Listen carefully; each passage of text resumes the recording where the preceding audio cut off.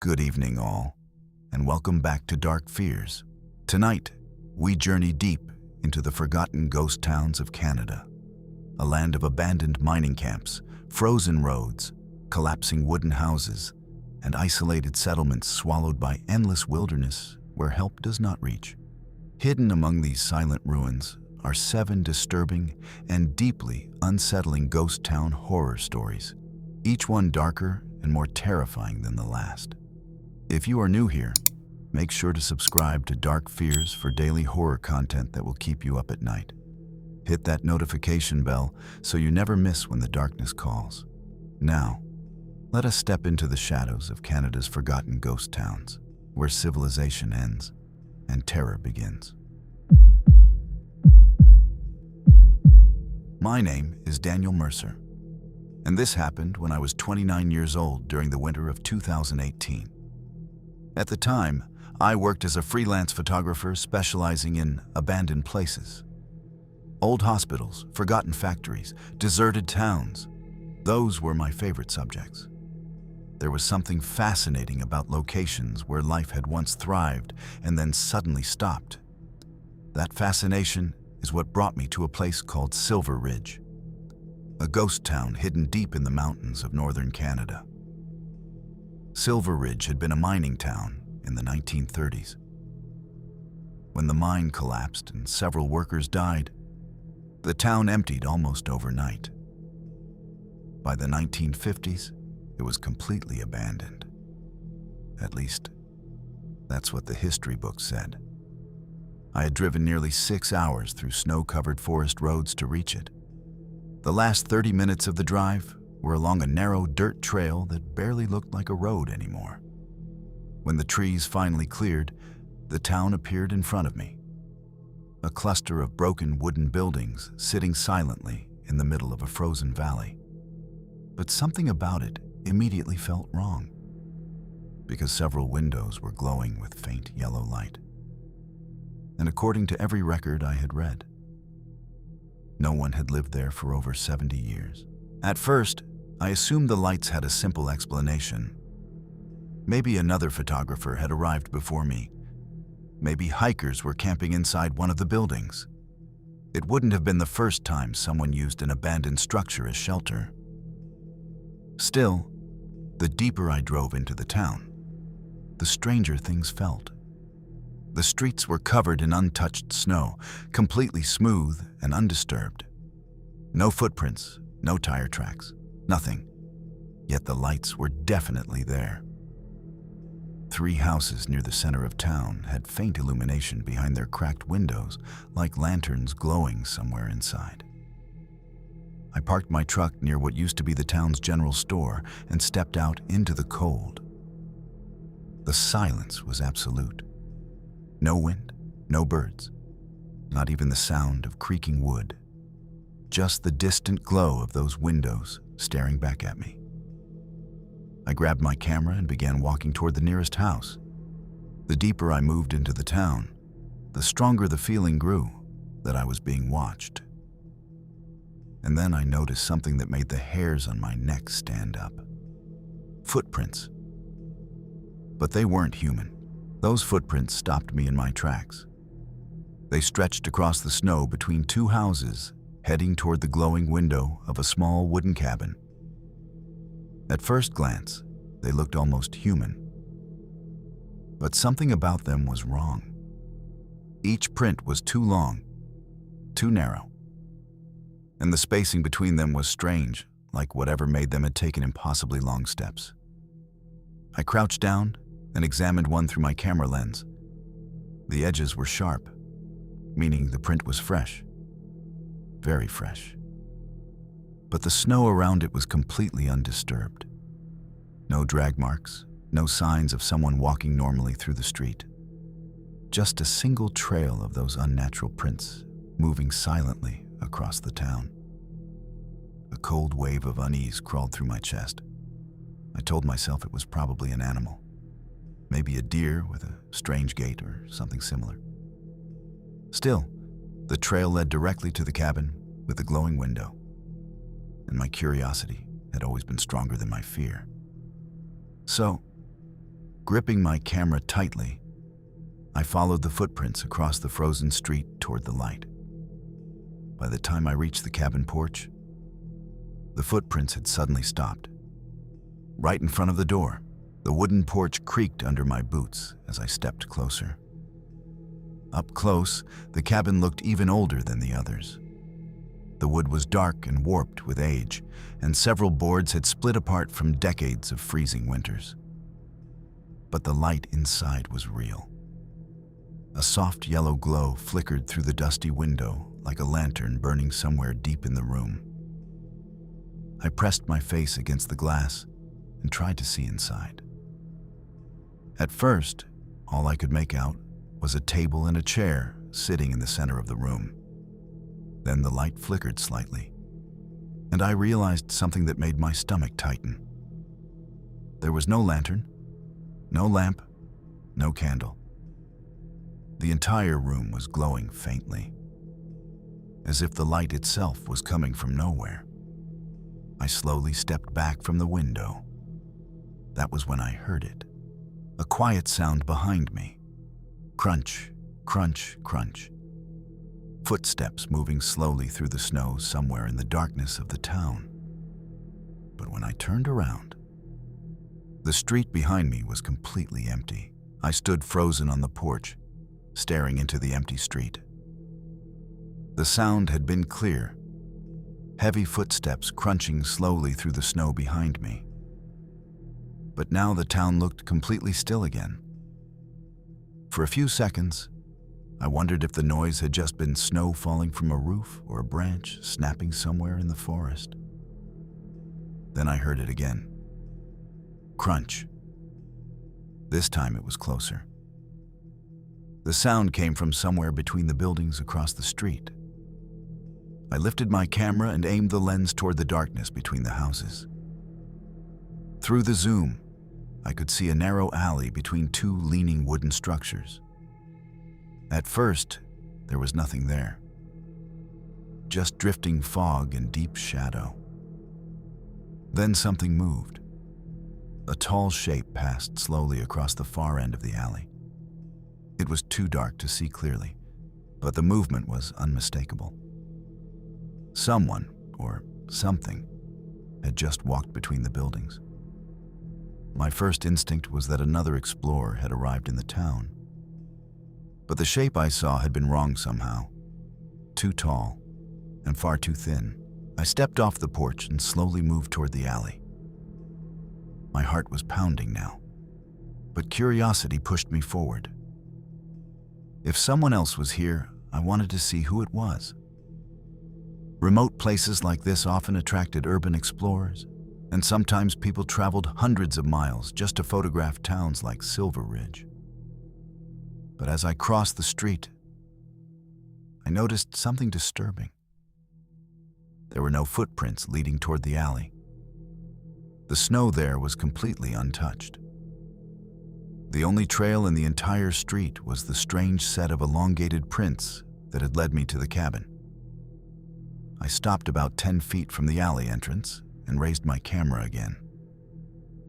"Hello?" I called out. My voice echoed faintly between the empty buildings. No response. For several seconds, nothing moved.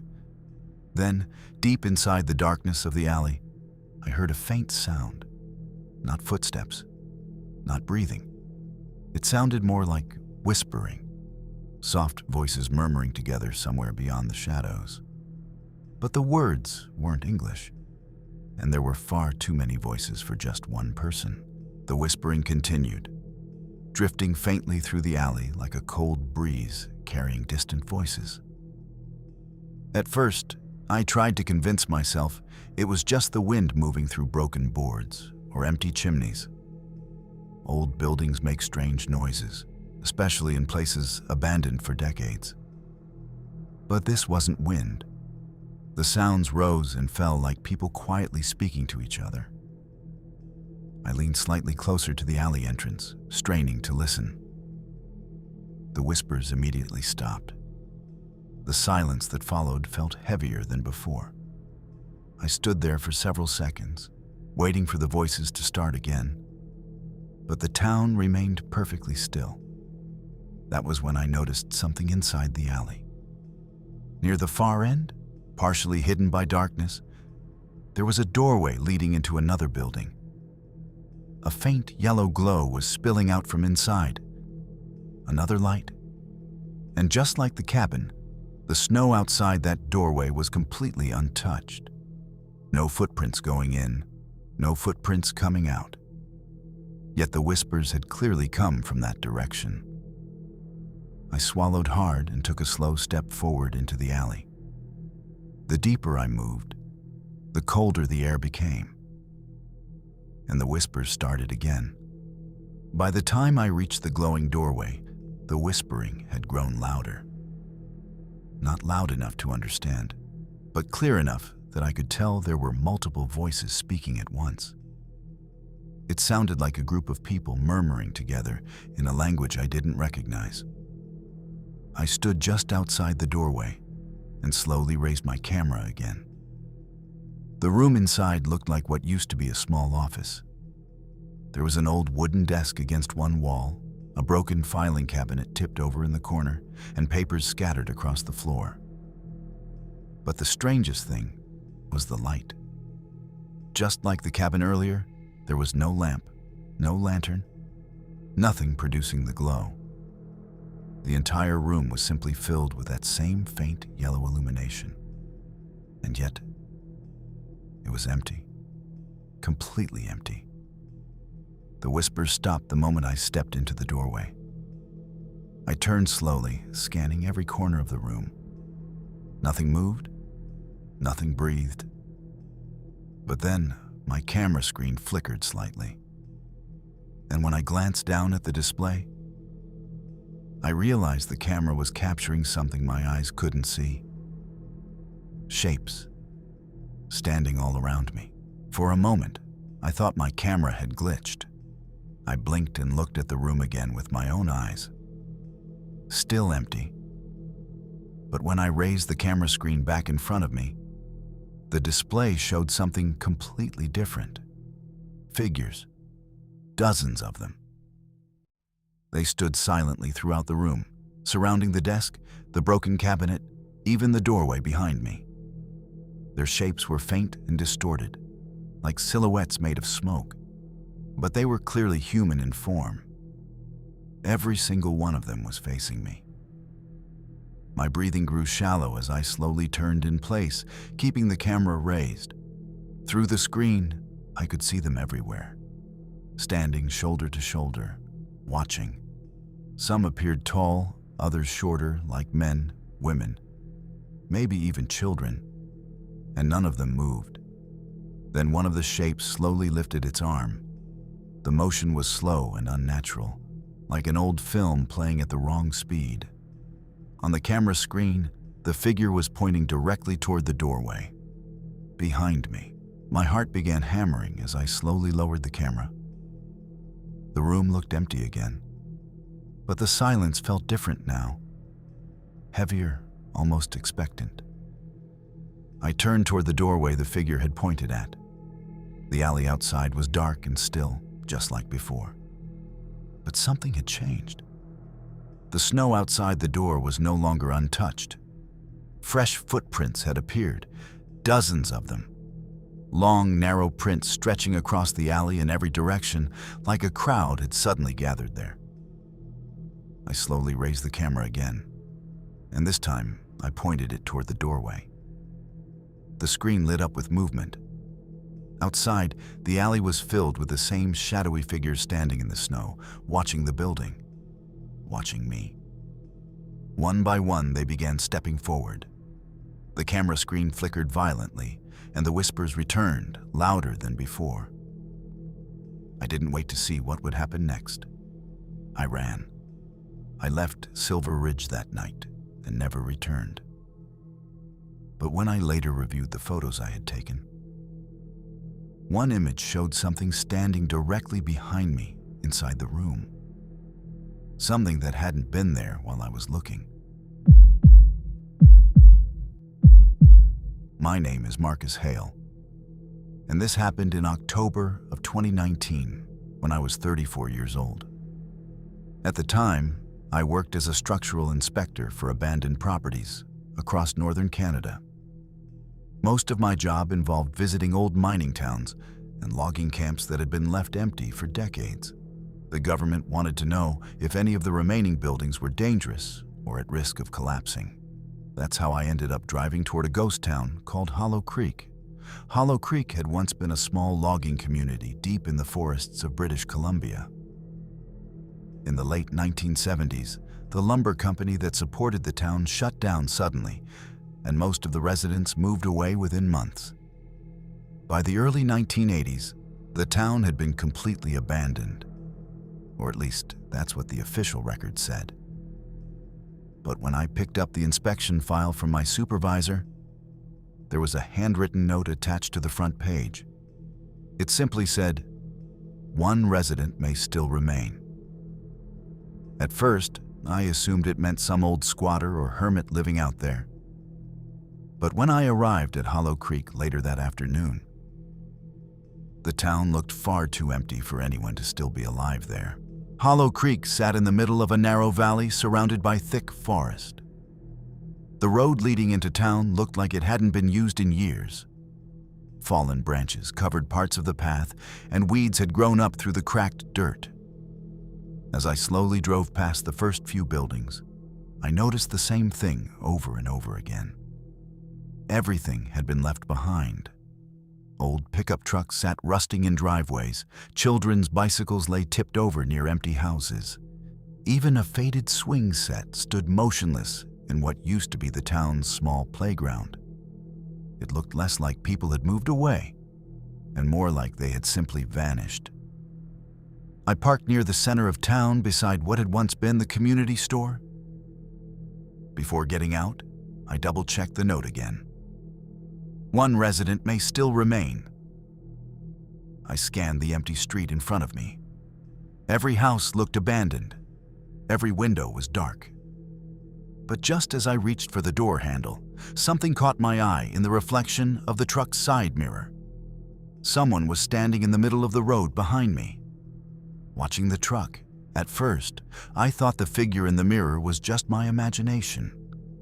Long drives through isolated areas can mess with your mind, especially when you're alone in places where no one has lived for decades. But when I slowly turned around in my seat, the figure was still there, standing in the center of the road. It was an old man. He looked extremely thin, almost fragile, and he wore what looked like an old logging jacket that might have been decades old. His gray beard hung unevenly across his chest, and his face was pale and deeply wrinkled. But the thing that unsettled me the most was how still he stood. He wasn't waving. He wasn't walking toward me. He was simply staring, watching the truck without moving a single inch. For a moment, I wondered if he might need help. Someone living alone out here for years could easily get sick or injured. So I stepped out of the truck and called out to him. "Sir, are you the resident listed in the town records?" The old man didn't answer. He just kept staring at me, like he had been waiting for me to arrive. I walked a few steps closer, trying to appear calm and non-threatening. "Hi there," I said again, raising a hand slightly. "My name's Marcus. I'm here for a property inspection." The old man finally moved, but not the way I expected. Instead of speaking, he slowly turned his head to the side and looked down the empty street behind him. For a moment, I thought he was ignoring me. Then he lifted one hand and pointed toward one of the houses farther down the road. The building looked older than most of the others. The roof had partially collapsed, and the front porch leaned slightly to one side, like it had been slowly sinking for years. "That where you live?" I asked. The old man slowly turned his head back toward me. For the first time, I saw his eyes clearly. They looked strangely dull, almost cloudy. Not blind exactly, but unfocused, like he wasn't fully seeing the world around him. Then he spoke in a low, rough voice that sounded like it hadn't been used in a long time. "You shouldn't stay here after dark." And without another word, he started walking toward the broken house. For a few seconds, I just stood there watching the old man walk away. His movements were slow and stiff, like someone whose body had grown used to years of isolation. Each step seemed careful, deliberate, as if he had walked those same few streets thousands of times before. I glanced up at the sky. The sun was already beginning to sink behind the mountains surrounding the valley, casting long shadows across the empty town. His warning echoed in my mind. "You shouldn't stay here after dark." Normally, I would have brushed something like that off as the rambling of a lonely hermit. But something about the way he said it, calm, certain, almost tired, made it sound less like advice and more like a fact. Still, I had a job to do. The inspection report required photographs and structural notes from several buildings around town. So I grabbed my equipment from the truck and started toward the old community store first. As I walked down the empty street, I glanced back once. The old man had reached the leaning house he pointed at, and just before he stepped inside, he looked back at me. For a moment, I could swear he looked worried. The inside of the community store looked like time had frozen sometime around 1978. Dust covered every surface, and shelves that once held food and supplies were now mostly empty, with a few rusted cans and faded packaging still scattered across them. Near the counter, an old cash register sat half open, as if someone had been in the middle of closing the store when everything suddenly stopped. I began taking photos for the inspection report. Broken beams, collapsed ceiling sections, water damage along the back wall. Everything seemed normal for a place abandoned for 40 years. But as I moved deeper into the building, something began to bother me. The dust on the floor had been disturbed. At first, the marks were faint, just small streaks cutting through the thick layer of gray powder. Then I reached the center aisle and froze. Footprints, fresh ones. They moved slowly between the shelves, circling the store like someone had been walking there recently. But they didn't lead toward the door. Instead, they disappeared in the middle of the floor. I stepped back from the footprints, my heart pounding in my chest. For a moment, I tried to rationalize it. Maybe an animal had somehow gotten in. Maybe the old man had entered the store and wandered around earlier. But that made no sense. I had watched him enter the leaning house down the street. He hadn't gone into the store. I swallowed hard and decided to check the back of the building. Slowly, I approached a broken doorway leading into what used to be the storage room. As I peeked inside, my blood ran cold. The room was empty, but the air felt thick, almost heavy. The faint smell of wood smoke lingered, even though the chimney was broken and the fireplace had been cold for decades. Then I heard it. A soft scraping sound, like fingernails dragging across wood. It was coming from the ceiling beams above me. I froze, my camera hanging at my side as the scraping grew louder and closer. Whatever it was moving right above me. I barely breathed as I tried to pinpoint the source of the noise. The scraping moved across the beams above me, slow and deliberate, almost like something was walking along the ceiling. I stepped back toward the doorway, keeping my eyes fixed upward. My instinct screamed at me to run, but curiosity kept me rooted in place. Then, suddenly, a shadow passed along the far wall. It was thin, impossibly tall, and moved in a jerky, unnatural way. My stomach twisted as I realized it wasn't the old man. The shadow stopped near the center of the room, just beyond the frozen footprints. A low, raspy whisper came from the darkness. "You shouldn't be here." My blood ran cold. The voice wasn't human. It was hollow, layered, as if several people were speaking at once through a single throat. I stumbled backward and almost tripped over the broken counter. The room felt alive now, like it was watching me, waiting. And I knew, without a doubt, that the old man hadn't been warning me. He had been protecting me. I froze in place, staring at the footprints. They didn't belong to any ordinary person. The prints were unnaturally long and narrow, like someone had stretched their feet unnaturally to walk. Even stranger, they moved in a slow circular pattern, almost as if the person, or whatever it was, had been pacing in place for hours. The air grew colder. I felt it on my skin, a sharp, biting chill that had nothing to do with the autumn air outside. I slowly raised my camera to take a picture of the strange marks. The screen flickered, showing something I couldn't see with my naked eyes. Faint, shadowy silhouettes moving around the store in the dim light, surrounding the shelves, the counters, the aisles. I dropped the camera in shock. When I looked up, the store appeared empty again.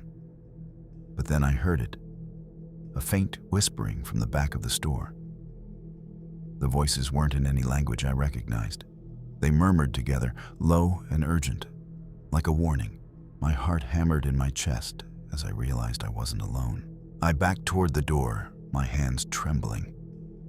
The whispering grew louder, more urgent, echoing through the empty aisles. I glanced at the back of the store and saw something I will never forget. The old man, who had seemed frail and harmless, was standing in the corner, but his eyes were glowing faint yellow, unnatural and piercing through the darkness. He didn't speak, he didn't move. Yet somehow, I felt his gaze pressing into me, cold and heavy, as if weighing my very soul. Then, as I stepped closer to the exit, the shadows in the corners began shifting. Figures emerged, tall and thin, moving silently among the dusty shelves. Their shapes were barely visible in the dim light, but their presence filled the room with a palpable sense of dread. I ran. I didn't stop until I was back in my truck, fumbling with the keys. I never returned to Hollow Creek. But the photos I took that day revealed something I couldn't explain. Dozens of shadowy figures standing silently behind the old man, staring directly at me. My name is Eleanor James, and this happened when I was 26 years old, during the summer of 2020. I worked as a documentary filmmaker focusing on abandoned mining towns across Canada. My goal was to capture the history, architecture, and atmosphere of these forgotten places before time erased them completely. One of the locations that caught my attention was Black Hollow, a mining town in northern Ontario that had been abandoned for nearly 70 years. It was rumored that the mines beneath the town had collapsed mysteriously, leaving workers trapped inside. Most townspeople had fled overnight, leaving their homes, belongings, and lives behind. I drove for hours along a winding forest road before reaching the outskirts of Black Hollow. As soon as I entered the town, an unsettling feeling washed over me. The streets were silent, the buildings leaning and rotting, and the air carried a faint metallic scent, as if the earth itself was bleeding. I parked near the old mine entrance, a gaping maw of darkness in the side of a hill. I knew I was supposed to film inside, but the shadows within seemed almost alive. The entrance to the mine loomed over me like a jagged black scar in the hillside. The air around it was colder, heavier, and carried a faint whispering sound that I thought was the wind at first. I grabbed my camera and flashlight, reminding myself that I had to capture everything for my documentary. The sun was low, casting long shadows through the collapsed structures of the town, making them look like specters frozen in time. As I approached the mine's mouth, the whispers grew clearer. I couldn't understand the words, but the tone was unmistakable, urgent, almost pleading. My heart began to race. I shone the flashlight into the mine. The beam cut through the darkness, illuminating jagged rock walls and old timber supports that had been partially collapsed. Deep inside, I thought I saw movement, but it vanished before my eyes. A cold draft blew from the tunnel, carrying a metallic scent stronger than before, and the whispering swirled around me, coming from every direction at once.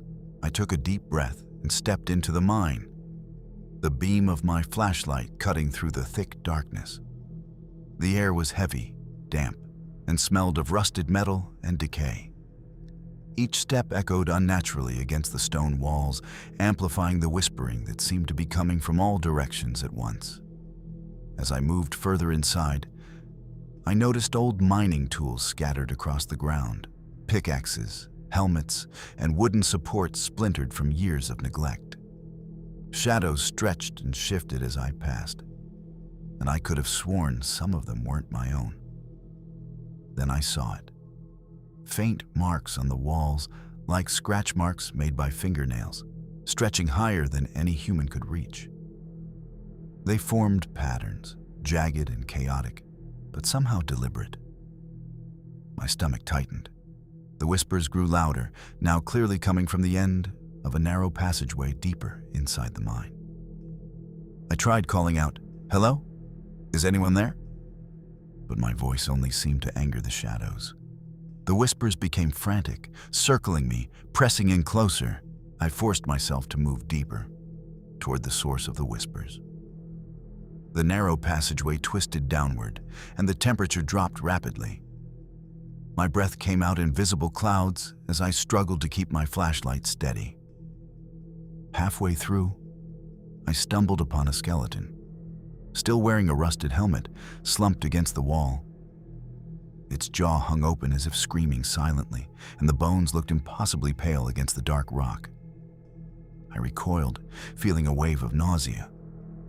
Then I heard it clearly, a voice whispering my name. "Eleanor. Eleanor." My flashlight flickered as I spun around, but the passage was empty behind me. The whispering didn't stop. It circled closer, moving faster than I could follow. I realized with a sickening certainty that the voices were not coming from a single source. They were coming from everywhere. From the walls, the ceiling, the shadows themselves. I could feel them pressing into me, like cold hands grazing my skin, urging me forward. I had no choice but to continue. The deeper I went, the more oppressive the mine became.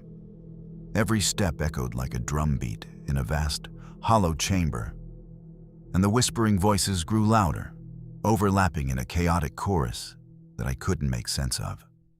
My flashlight caught glimpses of shadows moving along the walls, darting just outside the beam, disappearing before I could focus on them. I stumbled across a section of the floor that had collapsed decades ago. Jagged rocks jutted out like teeth, and beneath them, a faint orange glow pulsed, as if the earth itself was breathing. The whispers seemed to radiate from that glow, calling me closer, urging me to peer into the darkness. Despite every instinct screaming at me to run, I leaned over the edge of the collapsed floor. My flashlight trembled in my hands, and the whispers intensified, forming words I could almost understand. "Join us. Forever."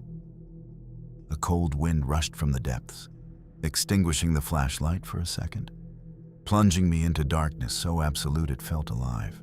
The moment the flashlight flickered back on, I froze. Figures. A dozen shadowy forms were moving just beyond the glow, tall and thin, their outlines barely visible in the half-darkness. Their faces were featureless, yet somehow I could feel their gaze boring into me. They swayed slightly, as if floating above the uneven rocks, gliding silently through the chamber. I stumbled backward, heart hammering. The whispers rose into a chorus of anguished cries, echoing off the stone walls. "Eleanor, join us. Forever." I tried to run, but my foot caught on a broken timber, sending me sprawling onto the hard, damp rock. The shadows moved closer, gliding over the rocks without making a sound.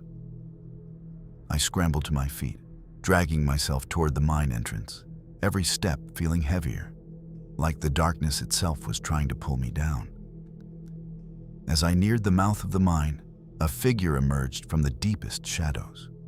A miner, or at least what remained of one. His eyes glowed faintly orange, matching the pulsing light below. And he smiled. I froze in place, my chest tight and my breath shallow. The figure's glowing eyes seemed to pierce my very soul. I wanted to run, but my legs refused to move.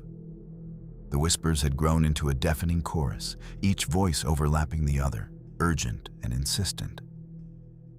The glowing miner lifted one hand, pointing toward the pulsing light deep in the collapsed section of the mine. I could see now that the shadows were moving in unison, slowly advancing toward me, surrounding me, guiding me toward the abyss. Panic clawed at me, but some inexplicable force compelled me to step closer to the glow. The closer I got, the stronger the pull of the light became, like gravity bending toward the heart of the darkness. Shapes began forming in the glow, humanoid but distorted, with elongated limbs and faceless heads. The whispers became words I could understand. "You belong with us, forever." I realized then that the miners had never truly left Black Hollow. They had changed. I stumbled backward, heart hammering, and the shadows surged forward, filling the chamber.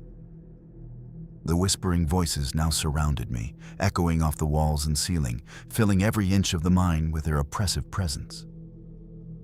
My flashlight flickered wildly, and I could barely make out the silhouettes of the figures moving toward me. The glowing miner extended both hands toward the abyss, as if beckoning me into the pulsing light. The other shadows moved in a synchronized, almost hypnotic rhythm, guiding me forward like predators encircling their prey. Every instinct screamed to flee. Yet my body felt rooted in place, drawn by an invisible force. I screamed, trying to break free, but the pulsing light reached out to touch me, its warmth strangely alluring despite the terror. The walls themselves seemed to breathe, closing in. I realized that the mine was alive, feeding on those who entered, keeping the lost miners trapped forever. I had come for a story, but now I understood. Black Hollow claimed anyone who dared step inside. My lungs burned as I forced myself to move backward, stumbling over broken rocks and old timbers. The shadows followed, gliding silently, their faceless forms undeterred by my panic. The pulsing light from the abyss seemed to stretch toward me, tendrils of orange brilliance reaching like grasping fingers. I tripped and fell hard, scraping my hands on the jagged rocks. The whispers roared now, overwhelming, layering every syllable with dread. I realized that the voices weren't just calling me. They were inside me, echoing in my mind, tugging at something deep, something I hadn't known existed. Desperation forced me to my feet. I sprinted toward the faint daylight at the mine's mouth, every step a struggle against an invisible pull from the depths. Behind me, the shadows surged, rushing faster now. I felt their cold energy brush against my skin, tugging at my arms, my legs, my very being. I lunged through the mine entrance and collapsed into the forest outside, gasping for air. The whispers faded, replaced by the rustle of leaves and the distant call of birds. Yet I knew I hadn't escaped entirely. I collapsed onto the forest floor, trembling and soaked in sweat, my flashlight still clutched in my hand. For a long moment, the only sound was my ragged breathing. The mine behind me looked like an ordinary dark hole in the hillside, the pulsing light gone, the shadows invisible. But then I noticed something terrifying on the flashlight's camera display. The images I had captured inside the mine showed them all. The miners, distorted and elongated, standing in the pulsing orange light. They weren't static. Some had reached out, their faceless forms stretching toward me. I realized with horror that whatever had followed me wasn't confined to the mine. A single shadow appeared just outside the entrance, its form flickering in and out of visibility. I scrambled to my truck, heart hammering. I didn't stop driving until I reached the nearest town, but the shadows haunted my peripheral vision for hours afterward. Black Hollow isn't abandoned, it's waiting, and it never forgets. My name is Lucas Trent, and this happened when I was 29, during a solo summer road trip in 2018. I had been traveling through Ontario, exploring abandoned towns and taking photographs for a personal project. One town in particular caught my attention: Redwater Hollow, a small settlement that had vanished from official maps decades ago. Locals still whispered about it, but no one seemed willing to say why. When I arrived, the town was eerily quiet. The houses were mostly intact, but the streets were empty, lawns overgrown, and children's toys lay scattered as if their owners had disappeared mid-play. The air smelled faintly of mildew and rust, and a fog hung low among the trees surrounding the town, swallowing the lower floors of the houses. I parked near the center of town, beside what had once been the general store, and grabbed my camera. My curiosity burned stronger than my fear, and I reminded myself that I was only here to document history. But something about Redwater Hollow didn't feel historical. It felt alive. As I walked down the main street, I noticed the signs of abrupt abandonment. Doors were left ajar, window curtains fluttered in the slight breeze, and a half-eaten loaf of bread sat on a kitchen table visible through a shattered window. The deeper I went, the stronger the feeling of being watched became. Every few steps, I thought I saw shadows moving inside the houses, just beyond my line of sight. I told myself it was the fog, or my imagination running wild in the isolated town. I reached the old church at the edge of town. Its wooden steeple leaned dangerously, and the bell had long since fallen silent. As I stepped inside, the air grew colder, almost unnatural, and the floorboards creaked under my weight. Then I saw it. Faded photographs of families lined the walls, yellowed with age. Every picture had been carefully turned to face the entrance, as if the people in them were watching me. And that's when I first heard the whisper. I froze at the whisper, my heart hammering in my chest. It wasn't loud, just a soft, almost sigh-like sound. But it carried an unmistakable urgency. I turned slowly, trying to locate its source, but the church appeared empty. Only the faded photographs stared back at me, their subjects frozen in time, their eyes unnervingly lifelike. I moved cautiously down the aisle, my flashlight sweeping across broken pews and a collapsed altar. The whisper came again, closer this time, almost as if it was moving along the walls, circling me. "Leave. Now," it murmured. My hands shook as I reached the pulpit, where an old journal rested atop the rotted wood. Its pages were brittle, and the writing inside was frantic, describing families vanishing one by one, every adult and child gone without a trace, leaving only empty homes behind. The more I read, the heavier the air became, pressing down on my chest. A faint creaking sound echoed behind me, and I realized I wasn't alone. Shadows moved at the edges of the room, twisting and flickering in the dim light. I turned to leave, but the main door slammed shut with a deafening crack, sending a cloud of dust into the air. Panic surged through me. The whispers multiplied, layering on top of each other, voices of adults, children, and something else I couldn't identify. They called my name, pleading and angry at the same time. The photographs on the walls shifted subtly, faces tilting toward me as if the people in them were alive. I stumbled backward, almost tripping over a broken pew, and caught sight of a shadow moving across the far end of the room. It was tall, hunched, and humanoid, but its limbs were too long, its head too small. A cold breeze brushed past my face, carrying with it a metallic, iron-like scent, like blood long dried. The whispering intensified, now coming from beneath the floorboards themselves. Each step I took seemed to echo into the hollow town, and I felt the weight of 100 unseen eyes following me. I realized that Redwater Hollow wasn't empty. It had never been empty.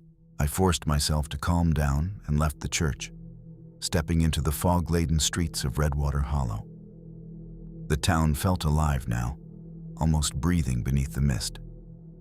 Every house I passed seemed to shift subtly, doors creaking open and closed, windows reflecting shadows that weren't mine. The whispers followed me, ebbing and flowing like waves, pulling me toward the largest home in the center of town, a mansion that had long since been abandoned. Its front door was cracked open, and the air that spilled out smelled faintly of decay and old wood. I hesitated at the threshold, but something, a combination of fear and curiosity, pushed me inside. The house was silent at first, the floorboards groaning beneath each step. Then, faint giggles echoed from the second floor, high-pitched and fleeting. I froze, listening. The voices whispered my name again, faster this time, more urgent, almost panicked. It was then I noticed the walls. Every photograph in the house, every family portrait, had their faces scratched out, except for one figure in each, the one that seemed to be watching me. I climbed the staircase slowly, my flashlight shaking in my hands. Each step creaked loudly, echoing through the empty hallways. The whispers intensified, surrounding me from all directions, coming from the walls, floors, and ceilings alike. I realized that the mansion itself seemed to know I was there. At the top of the stairs, the hallway stretched endlessly, lined with closed doors. Each door vibrated subtly, like a heartbeat, and shadows moved behind them. One door at the far end slowly creaked open, revealing a dimly lit nursery. Dust covered the crib, but toys on the floor were neatly arranged, as if waiting for children who would never return. A sudden draft slammed the door behind me, trapping me inside the hallway. The whispers converged, repeating a single phrase. "They're still here, watching." My flashlight flickered, and in the brief darkness, I thought I saw dozens of tiny, pale hands pressing against the walls, reaching for me. I understood then that the families had never left Redwater Hollow. They had vanished, but something remained, hungry for company. I pressed forward toward the nursery, every step heavier than the last. The whispers were relentless now, overlapping voices of adults, children, and something else entirely. Something cold and alien. I felt their presence pressing against my skin, like invisible fingers brushing along my arms, tugging at me with an almost playful cruelty. The nursery door creaked wider, revealing a small rocking chair moving gently back and forth on its own. The crib's mobile spun slowly, the faint shadows of dolls twisting into grotesque shapes as I shined my flashlight on them.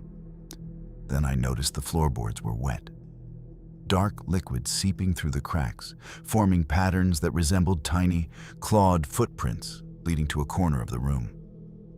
I knelt to inspect it, heart hammering. The whispers surged into a chorus of warning and plea. "Stay. Join us." In the corner, the shadows coalesced into humanoid forms. Children, their faces pale, eyes hollow, staring directly at me. I realized then that these were not memories, not echoes. They were prisoners, trapped in the house, and they were trying to claim me. I stumbled backward, nearly toppling over the wet floor, my flashlight flickering violently. The whispers became louder, almost deafening, the words overlapping. Stay, stay, forever. I turned to run, but the hallway seemed to stretch endlessly behind me. Every door I passed rattled violently, shadows slipping through the cracks like smoke, reaching for me. Panic surged. I felt my mind waver under the weight of their presence, my body freezing despite the urge to escape. The shadows in the nursery began moving toward the hallway, stretching unnaturally long. Faces twisted into impossible expressions of longing and anger. In a sudden moment of clarity, I bolted, crashing through a side door that led into the overgrown garden. The fog swallowed me immediately, hiding the mansion behind a veil of white mist. Yet, even outside, I could hear the whispers, faint but insistent, following me across the empty streets. Redwater Hollow wasn't a ghost town. It was a trap. And the families? They were still waiting, hungry for the next visitor. I ran blindly through the foggy streets of Redwater Hollow, my lungs burning and my heart hammering. Every step echoed unnaturally against the empty buildings, and I could hear the whispers trailing behind me, persistent and cruel. The fog thickened, wrapping around me like a living thing, slowing my movement, hiding what I could barely see. A dozen shadowy forms flitting between houses, barely visible, their hollow eyes fixed on me. I stumbled upon the town square, the fountain cracked and dry, but the stone basin shimmered with an unnatural reflection. In it, I could see dozens of pale faces staring back at me, some screaming silently, others smiling with twisted anticipation. The whispers rose to a chorus of panic and longing, surrounding me in every direction. Then I saw the mansion at the far edge of town. Its windows glowed faintly, the shadows from inside spilling into the fog. I realized the house was calling me back, promising answers, but at a cost I wasn't sure I could survive. Desperate, I ran toward the edge of town, finally reaching a forested path that led back to the main road. The whispers followed, distant but insistent, echoing from the town behind me. I glanced back once, and in the faint glow of the mansion's windows, I saw dozens of figures standing silently at every doorway, watching me leave. I didn't stop running until I reached my truck. Fumbling with the keys, I felt the weight of countless eyes on me, even as I drove away. When I glanced in the rearview mirror, the fog had swallowed Redwater Hollow entirely, leaving only empty forest behind. Later, reviewing the photos I'd taken inside the town, I saw them clearly. Pale figures in the shadows, elongated and distorted, watching, waiting. The last photograph, taken outside the mansion, showed dozens of hands pressing against the windows from the inside. I've never returned, and I never will. Redwater Hollow is alive, and it still wants its families back, and anyone else who dares to enter. My name is Amelia Clark, and this happened when I was 24, during a weekend photography trip in 2019. I had always been drawn to abandoned places, particularly cemeteries, where history lingered in the air like a thick perfume. One place that intrigued me more than any other was Pine Ridge Cemetery, located on the outskirts of a small, long-forgotten town in Nova Scotia. The locals spoke of it in hushed tones, claiming the graves were restless and the spirits unfriendly. Arriving at dusk, the cemetery appeared endless, a vast field of weathered tombstones leaning at odd angles, some cracked or half buried in earth and roots. Mist rolled across the ground, obscuring pathways and making it impossible to see more than a few feet ahead.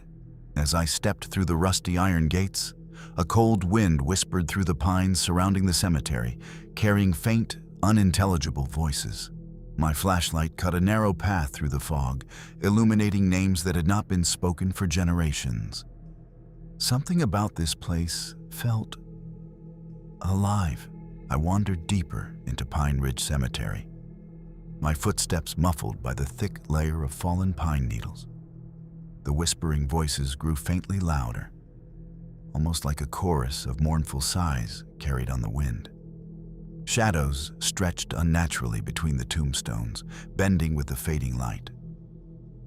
Some graves were unmarked, simple mounds of earth, while others bore names I didn't recognize, etched in fading stone. One tomb in particular drew my attention, larger than the others, surrounded by twisted roots that seemed to grip it like skeletal hands. The air here was colder, heavy with an almost metallic scent that made my stomach churn. I set my camera on a tripod to capture the atmosphere, adjusting for the fog and dimming light. That's when I noticed movement. A figure, pale and indistinct, standing between the tombstones ahead. My breath caught. I lifted the camera, but the figure vanished the moment I aimed the lens in its direction. The whispers grew louder, almost chanting, and I realized I was not alone. I forced myself to move forward, each step cautious and deliberate.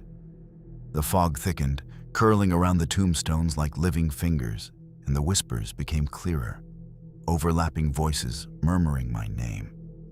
I could feel the cold brush against my skin, even through my jacket, as if invisible hands were trailing along my arms.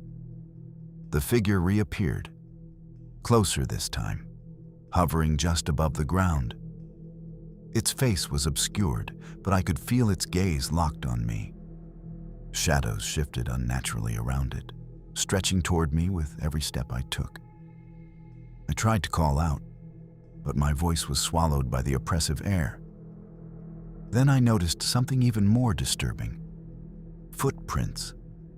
Small, pale impressions in the soft earth, leading from the far side of the cemetery directly toward me. They glowed faintly in the fog, pulsing as if alive. I realized with a shiver that the figure was following the path, not me. It was being guided, drawn by something unseen. The cemetery wasn't abandoned. It was waiting. I stumbled into the center of the cemetery, heart hammering, flashlight flickering. The fog swirled violently, and the whispers became a chorus, urgent and pleading. I tried to focus, but the tombstones seemed to shift in the periphery of my vision, moving closer, leaning toward me as if drawn by the same unseen force that guided the figure. Ahead, I saw a mausoleum I hadn't noticed before. Its doors were ajar, blackness yawning like a mouth waiting to swallow anything that approached. The figure hovered closer to it, joined now by faint silhouettes emerging from behind tombstones, their forms twisted and humanoid, but impossibly thin. The whispers grew into words I could understand. Join us. Stay forever. I felt a cold wind push against me, forcing me closer to the mausoleum. Roots twisted around the stone steps, pulsing slightly as if alive, gripping the earth. The figure turned its obscured face toward me, and I realized that whatever haunted Pine Ridge Cemetery had been waiting for decades. And now, it had found me. I hesitated at the steps of the mausoleum, my flashlight trembling in my hands. The doors seemed impossibly heavy, yet it creaked open as if pushed by an unseen force. Inside, the air was thick, suffocating, carrying a metallic tang that made my stomach churn. The walls were lined with niches, each containing a small, dust-covered coffin. The whispers swirled around me, growing louder, each voice overlapping the other, almost pleading, almost angry. As I moved deeper, I noticed the shadows shifting along the walls. They weren't static. They slithered like smoke, sometimes forming humanoid shapes with long, spindly limbs and featureless faces. One reached out toward me, and I instinctively recoiled. The whispers seemed to urge me forward, guiding me toward a central coffin, larger than the others, with intricate carvings of twisted faces writhing in anguish. I felt a pull from the coffin, an irresistible force drawing me closer. My rational mind screamed to stop, but my body moved forward against my will, stepping into the darkness that seemed alive. The central coffin loomed before me, pulsing subtly, as though it were breathing. The whispers became deafening, layering a chorus of voices, each calling my name in different tones. Pleading, angry, mournful. I could feel the shadows pressing closer, curling along the floor and walls, stretching toward me like living fingers. Suddenly, the lid of the coffin slid open slowly, with no sound, revealing an empty interior. But as I peered inside, a pale hand shot out, gripping the edge with unnatural strength. I screamed and stumbled backward, my flashlight swinging wildly, casting long, flickering shadows across the mausoleum. From the corners of the room, more hands emerged from other coffins, some humanoid, others grotesquely elongated. They grasped for me, clawing at my clothing and skin. I realized that this place didn't just contain the dead. It was feeding on them, growing stronger with each visitor it trapped. With a surge of adrenaline, I tore myself away and bolted toward the entrance, the whispers following me relentlessly, promising that it wasn't finished with me yet. I burst from the mausoleum into the fog-choked cemetery, gasping for air, my flashlight swinging wildly. The whispers followed, louder than ever, twisting around me like the branches of the pines that surrounded the graveyard. Shadows darted between the tombstones, unnaturally fast, their elongated limbs reaching out to snag my jacket and hair. I ran blindly, tripping over roots and leaning gravestones, desperate to escape. Behind me, the pale figure from earlier reappeared, joined by dozens more, moving in a synchronized, eerie rhythm, their hollow eyes fixed on me. The whispers had changed. They were no longer pleas. They were commands. Join us. Forever. I stumbled into a clearing and saw the iron gates through the mist. Hope surged, but the shadows surged faster. One long, thin arm shot out and wrapped around my ankle. I screamed, kicking free, my flashlight illuminating dozens of tiny, pale hands reaching for me from every direction. It was then I realized that Pine Ridge Cemetery didn't just trap the dead. It claimed the living. I finally reached the gates and yanked them open, stumbling into the forest beyond. The whispers followed, echoing from the cemetery, fading only slightly as the distance grew. I didn't look back. Not once. My legs moving faster than I ever thought possible. Every shadow in the mist seemed to reach for me, urging me to stop, to turn back. The forest was dense and dark, but at least it was quiet. Almost too quiet.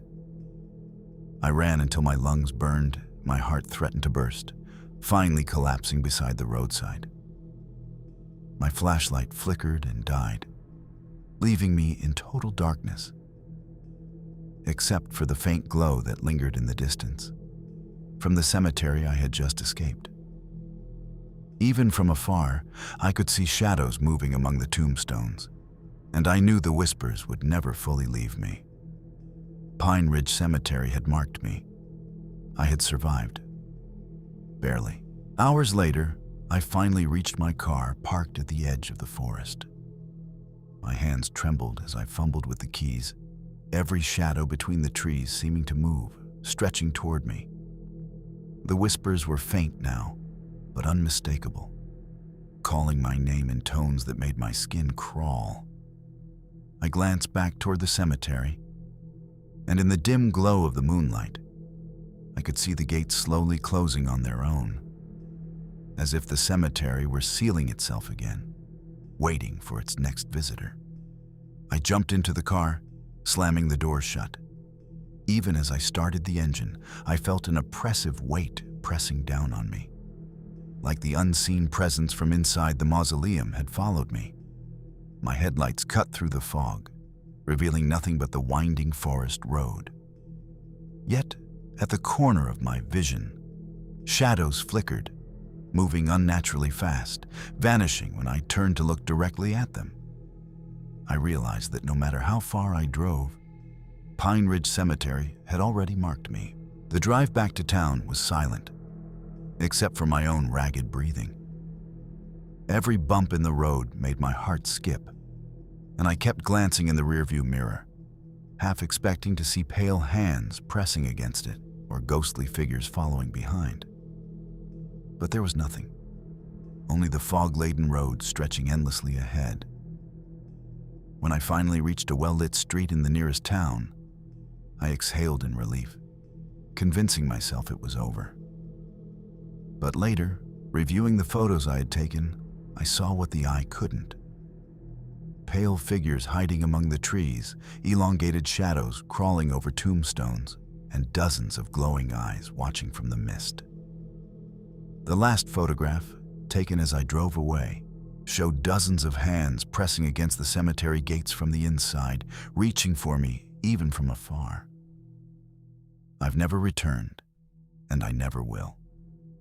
Pine Ridge Cemetery is alive, and it will wait forever.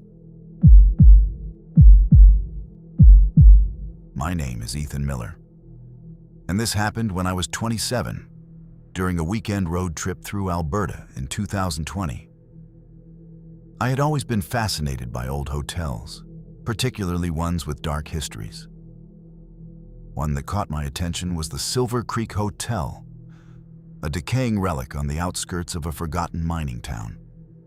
Locals avoided it, whispering of unexplained disappearances, doors that slammed on their own, and guests who checked in, but never checked out.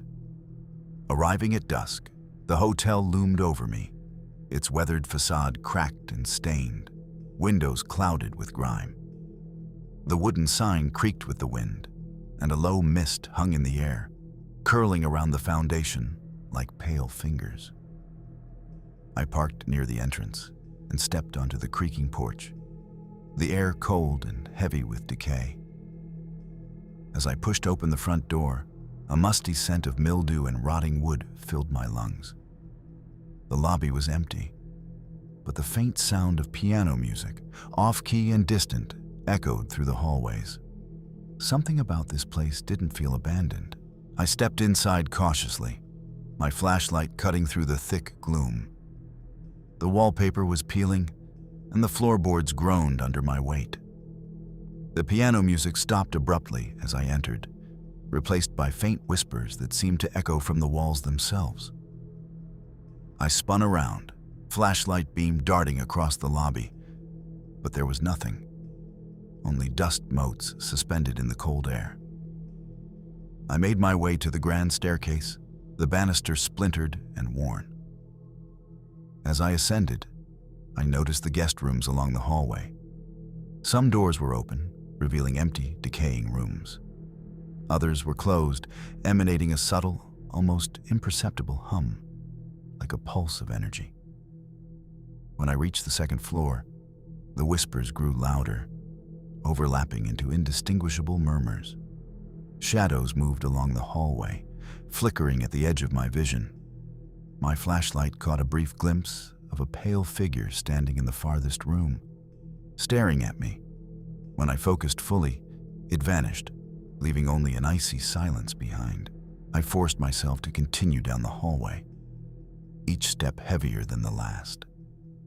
The whispers had evolved into a low, guttural chanting that seemed to reverberate through the walls, rattling the dust from the ceiling.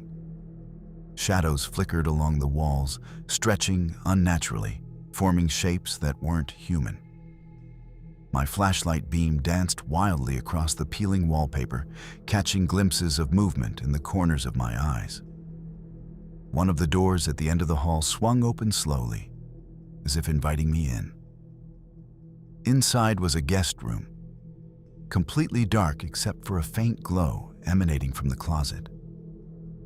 I approached cautiously, the wooden floor creaking under my weight.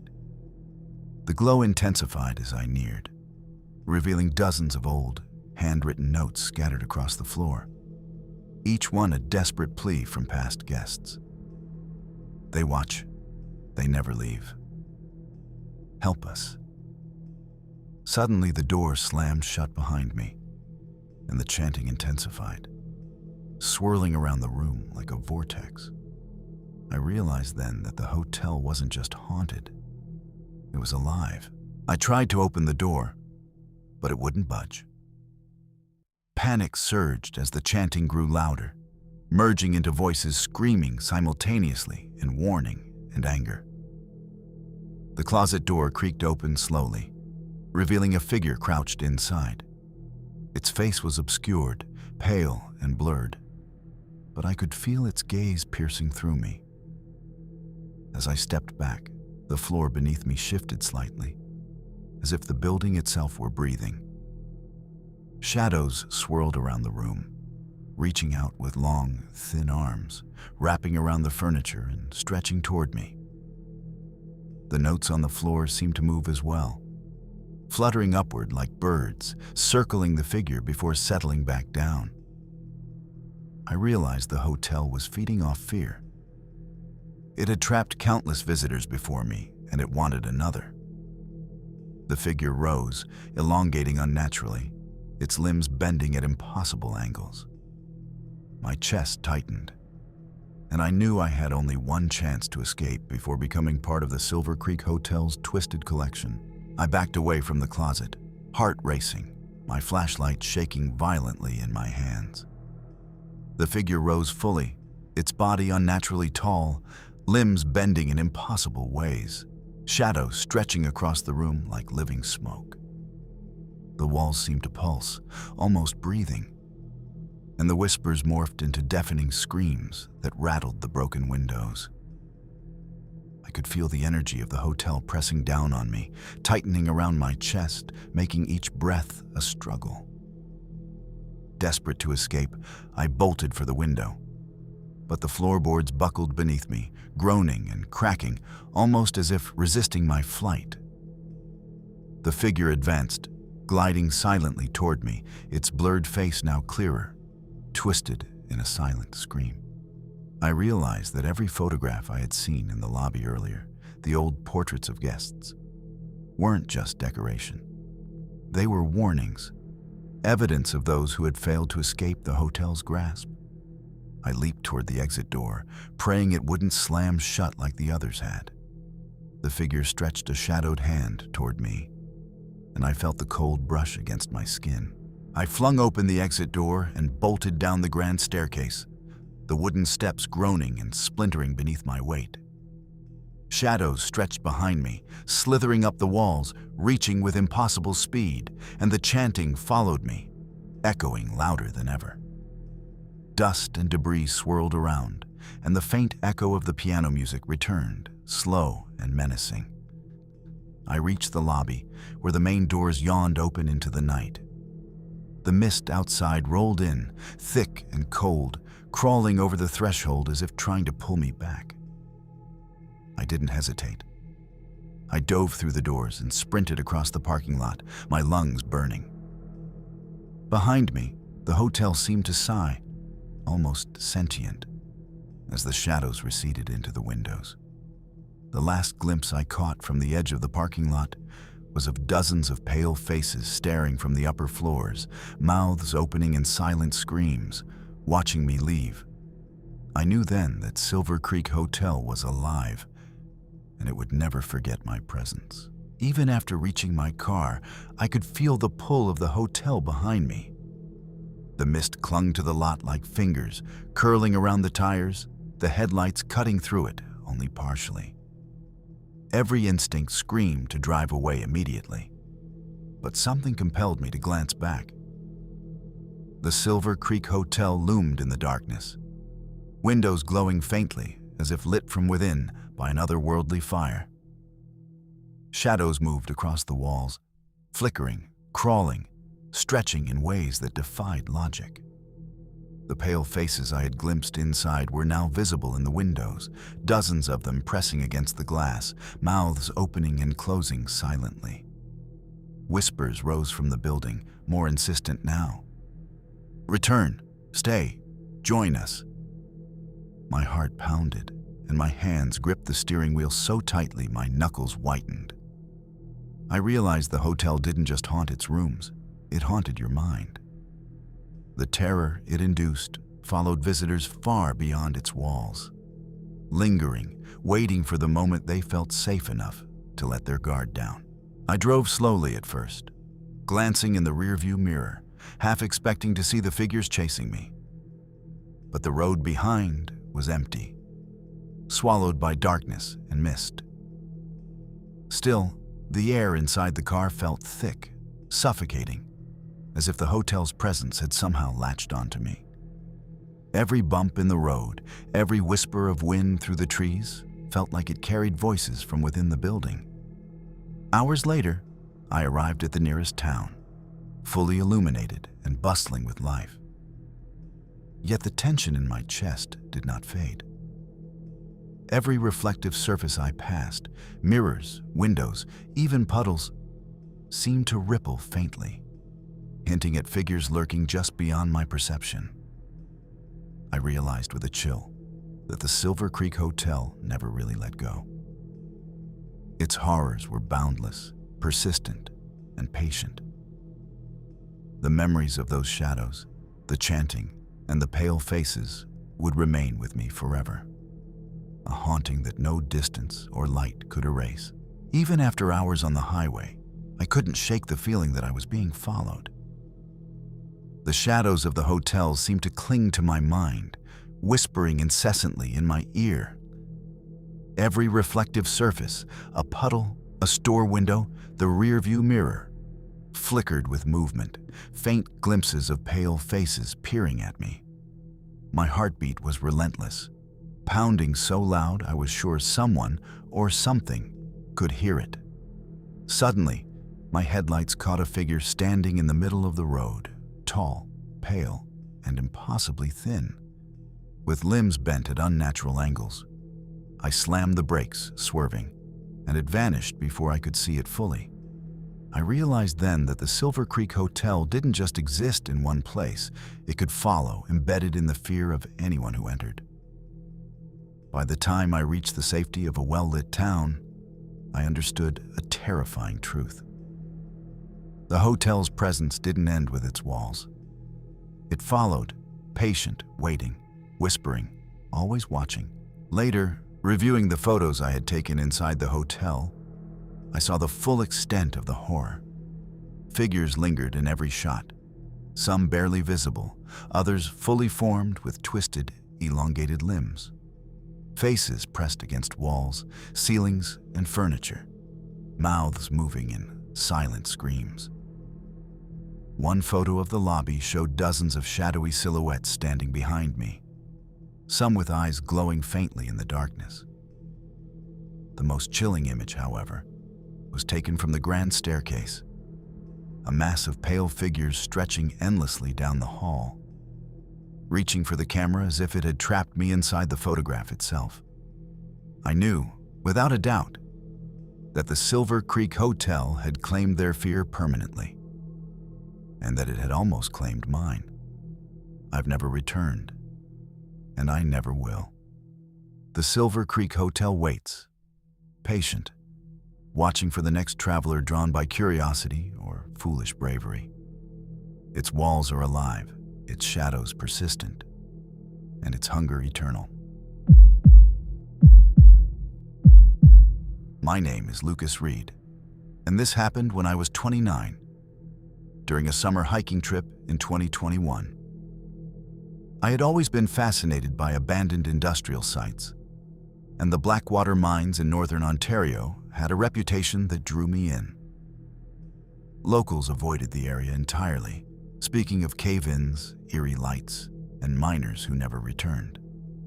They said the mines were cursed, haunted by something ancient and unforgiving. Arriving at dusk, the entrance loomed before me.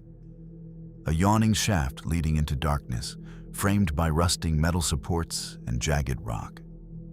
The air smelled of damp earth and decay, with a chill that seeped into my bones. Mist crept along the ground, hugging the rocks like a living thing. I set up my gear, intending to explore cautiously, my flashlight cutting a narrow path into the mine. The deeper I went, the colder it became, and whispers echoed through the tunnels. Soft at first, like wind through the rocks, then more insistent, as if the mine itself were speaking. The tunnels were narrow and uneven, walls slick with moisture. Every step echoed back to me, magnifying the oppressive silence. My flashlight illuminated old mining equipment, rusted carts, and scattered helmets, frozen in time as if the workers had vanished mid-shift. Whispers grew louder, overlapping in a way that made it impossible to distinguish one from the other. I noticed marks on the walls, scratch marks that weren't random, forming patterns I didn't recognize. As I moved further, faint lights flickered deep in the mine, glowing with a bluish hue, almost like lanterns. But no one was there.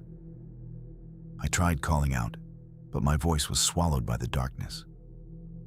Suddenly, a metallic clang echoed from the depths, followed by a low rumble that shook the ground beneath me.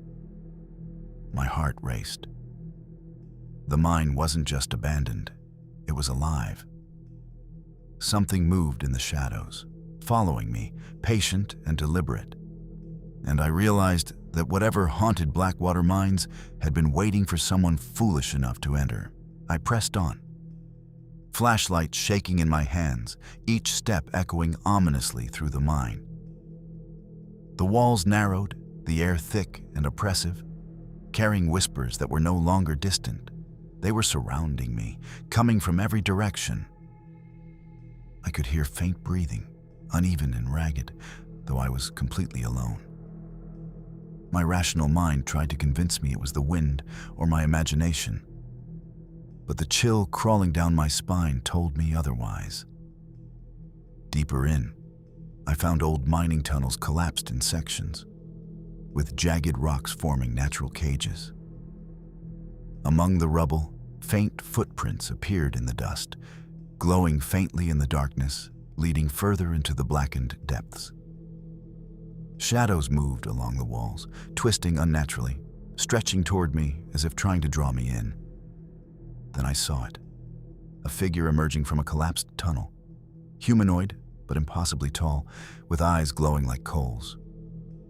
It didn't speak, yet the whispers in my mind screamed, "You shouldn't be here." Panic surged, but I forced myself to move forward, compelled by curiosity and fear. The figure remained still for a moment, then glided silently along the tunnels, always just out of reach. Every time I tried to focus on it, the shadows around me would shift, forming additional, indistinct figures, all following, all watching. The whispers intensified, overlapping in a chaotic chorus, pressing into my thoughts, making it nearly impossible to distinguish reality from hallucination. I reached a large cavern deep within the mine, its walls lined with mineral deposits that reflected the faint light, casting eerie, moving patterns. The air was almost suffocating, heavy with the smell of damp earth and something far fouler I couldn't identify. The figure stood at the center of the cavern now, and as I stepped closer, dozens of shadowy hands emerged from cracks in the walls, reaching, grasping, urging me toward the figure. It was then I understood. The curse of Blackwater mines didn't merely haunt, it consumed. I stumbled backward, my flashlight flickering wildly as the shadowy hands stretched toward me. The air felt alive, heavy, almost pulsating with a malevolent rhythm. The tall figure in the center of the cavern began to shift, its form bending and contorting, limbs extending unnaturally as if it were dissolving into the darkness itself. Every instinct screamed at me to run, but the mind seemed endless, every tunnel identical, looping back on itself in ways that made no sense. The whispers became voices, urgent and insistent. Join us, forever. My heart raced as I realized the mineral-lined walls were reflecting not only my light, but my fear, amplifying it, making me feel smaller, weaker, consumed. I bolted toward a faint light I glimpsed at the far end of the cavern. But the shadows thickened, rising from the floor like smoke, wrapping around my legs and arms. I could feel the figure's presence closing in, relentless. And I knew this mind didn't let anyone leave easily. Desperation fueled me as I pushed forward, tripping over jagged rocks and debris. The shadows seemed to follow every movement, climbing the walls, stretching across the cavern's ceiling, entwining like living smoke. The figure remained in the center, silent yet omnipresent, its glowing eyes locked on me, piercing through the dim light. The whispers had become screams inside my head, frenzied and chaotic, trying to break my sanity. I found a narrow side passage, barely visible, and squeezed through, stumbling into a lower tunnel that descended sharply. The darkness here was absolute, but I forced myself onward, hoping it led to an exit. Behind me, the cavern's echoes told a different story. The tall figure and the shadows were following, the sound of scraping rocks and moving stone resonating ominously. I realized that the curse of Blackwater Mines wasn't just about haunting. It was about claiming the living, marking them as its own, dragging them into a darkness that never ended. The tunnel ended abruptly at a massive underground chamber, its ceiling lost in shadow. Stalactites dripped steadily, and the air reeked of wet earth and something foul, almost like decaying flesh. The faint glow I had been chasing disappeared, replaced by a dim, sickly luminescence coming from the walls themselves. The shadows weren't just following me anymore. They were converging, writhing across the floor, reaching upward like a tide of darkness. In the center of the chamber, the tall figure waited, now surrounded by dozens of smaller, faceless shadows, all pulsing in unison. My flashlight illuminated scratch marks along the walls, forming patterns too precise to be natural, almost ritualistic. I realized these were not mere spirits. They were guardians, protectors of the curse, feeding off the fear of anyone who dared enter. A sudden crash of falling rock made me stumble, and the shadows surged, faster now, pressing closer, whispering, "You cannot leave." My mind raced.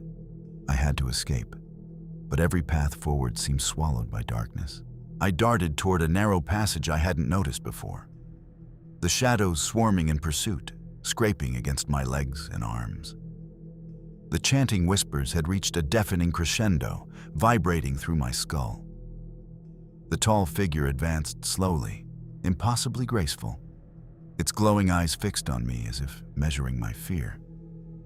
I could hear dozens of smaller, whispering voices, all urging the same command. Stay. Join us. Belong.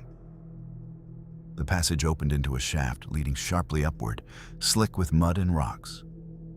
I climbed frantically, my fingers bleeding from the rough edges, the shadows crawling over the walls like dark water.